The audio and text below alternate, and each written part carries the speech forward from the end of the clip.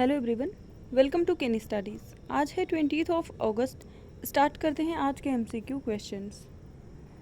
आज का first question है, cabinet has approved MOU between India and which country in the field of medical products regulation. आपसे पूछा जा रहा है, कैबिनेट ने मेडिकल उत्पाद विनियमन के क्षेत्र में भारत और किस देश के बीच समझौता ज्ञापन को मंजूरी दे दी है।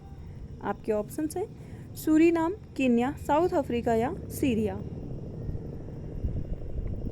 और इस क्वेश्चन में आपका करेक्ट ऑप्शन हो जाएगा ऑप्शन ए। ये समझौता हुआ है भारत और सूरीनाम देश के मध्य। So a memorandum of understanding signed between India and Suriname has been approved in the field of medical product regulation, and the main aim of this MOU is to facilitate a constructive dialogue on the laws and regulations related to medical products. Main areas of the cooperation include the exchange of information and cooperation on the good laboratory practices, good clinical practices, etc. तो आप ध्यान रखेंगे, medical के क्षेत्र में जो समझौता हुआ है वो भारत और सूरीनाम देश के मध्य हुआ है। बढ़ते हैं नेक्स्ट क्वेश्चन की ओर। Youth 20 summit is going on by the ministry of youth affairs and sports in which city. आपसे पूछा जा रहा है, युवा मामले एवं खेल मंत्रालय द्वारा युवा 20 शिखर सम्मेलन का आयोजन किस राज्य में किया जा रहा है या किस शहर में किया जा रहा है। आपके ऑप्शंस हैं लखनऊ, कानपुर, वाराणसी या फिर नोएडा। और इस क्वेश्चन में आपका करेक्ट ऑप्शन हो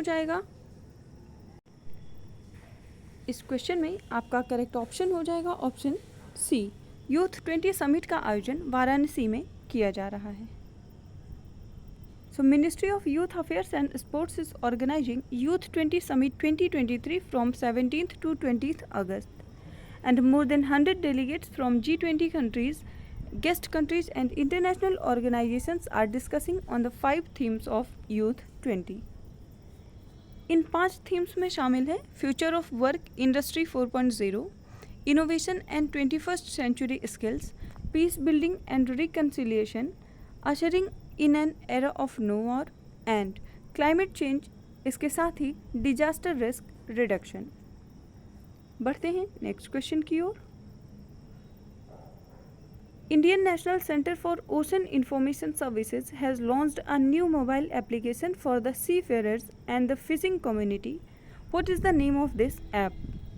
आपसे पूछा जा रहा है, भारतीय राष्ट्रीय महासागर सूचना सेवा केंद्र ने नाविकों और मछुआरों के लिए एक नया मोबाइल एप्लीकेशन लॉन्च किया है। आपको उस मोबाइल एप्लीकेशन या ऐप का नाम बताना है। आपके ऑप्शंस हैं सागर, समुद्र, ओशन या फिर सी। और इस क्वेश्चन में आपका करेक्ट ऑप्शन हो जाएगा ऑप्शन बी। उस ऐप का नाम है समुद्र। सो मोबाइल एप्लीकेशन जिसका नाम है समुद्र, उसका फुल फॉर्म होता है smart access to marine users for ocean data resources and advisories, offers comprehensive information on all ocean related services. This mobile app disseminates potential fishing zone advisories which will guide fishers to be probable fish aggregation locations. And it will also empower users with the alerts on oceanic disaster, जिसमें शामिल होगा tsunami, storm surges, high waves and swell surges alerts. It also empower users with the real-time update.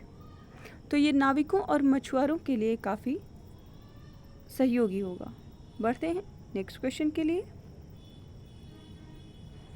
Which state has emerged as the top performing state in capital expenditure spending in the first quarter of the financial year 23 and 24। आपसे पूछा जा रहा है, वित्त वर्ष 23-24 की पहली तिमाही में कौन सा राज्य पूंजीगत व्यय में शीर्ष प्रदर्शन करने वाला राज्य बनकर उभरा है। आपके ऑप्शन हैं मध्य प्रदेश, कर्नाटका, आंध्र प्रदेश या तेलंगाना। और इस क्वेश्चन में आपका करेक्ट ऑप्शन हो जाएगा ऑप्शन सी। ऐसा करने वाला राज्य है आंध्र प्रदेश।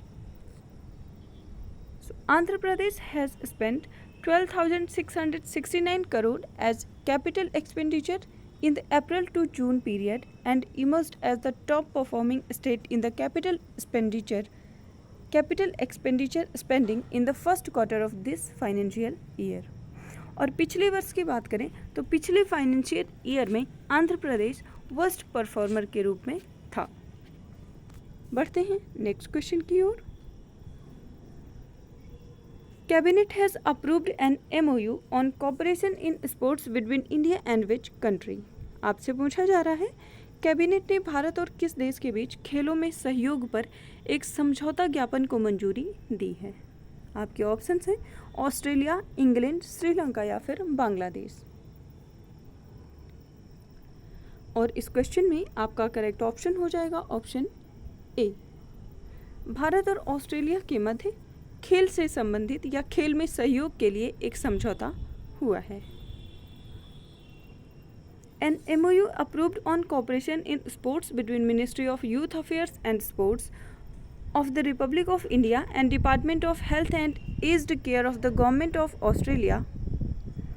तो ये समझौता हुआ है भारत और ऑस्ट्रेलिया के मध्य। And bilateral exchange programs in the field of sports between India and Australia, and it will also help to expand knowledge and expertise in the field of sports science, technology and infrastructure। बढ़ते हैं next question की ओर। Which of the following Indian states launched India's first ever night street racing circuit in India and South Asia that will be hosting a night race? आपसे पूछा जा रहा है निम्नलिखित में से किस भारतीय राज्य ने भारत और दक्षिण एशिया में भारत का पहला रात्रि स्ट्रीट रेसिंग सर्किट लॉन्च किया है जो कि रात्रि रेस की मेजबानी करेगा। आपके ऑप्शंस हैं गोवा, कर्नाटका, गुजरात या फिर Tamil Nadu.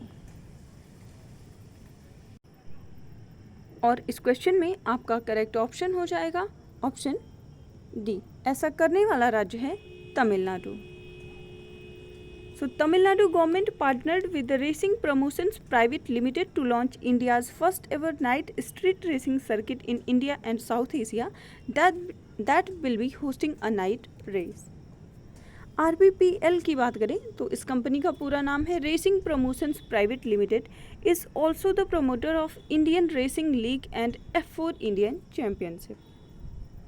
Minister for Youth Welfare and Sports Development Udhayanidhi Stalin has launched the circuit. बढ़ते हैं नेक्स्ट क्वेश्चन की ओर। What is the theme of international youth day 2023? आपसे पूछा जा रहा है अंतर्राष्ट्रीय युवा दिवस 2023 का थीम क्या है। आपके ऑप्शंस हैं safe spaces for youth, transforming education, green skills for youth towards a sustainable world या फिर इंटरजेनरेशनल सॉलिडेरिटी। और इस क्वेश्चन में आपका करेक्ट ऑप्शन हो जाएगा ऑप्शन सी। इस वर्ष अंतर्राष्ट्रीय युवा दिवस की थीम है green skills for youth towards a sustainable world. So United Nations International Youth Day is annually observed on 12th August across the globe to celebrate the potential and contribution of young individuals to society and to create awareness about the problems faced by them globally। आपने देखा कि इस वर्ष international youth day की theme है green skills for youth towards a sustainable world. First time international youth day की बात करें तो इसको सेलिब्रेट किया गया था 12 अगस्त 2000 को। आज के करंट अफेयर सेशन में इतना ही। धन्यवाद।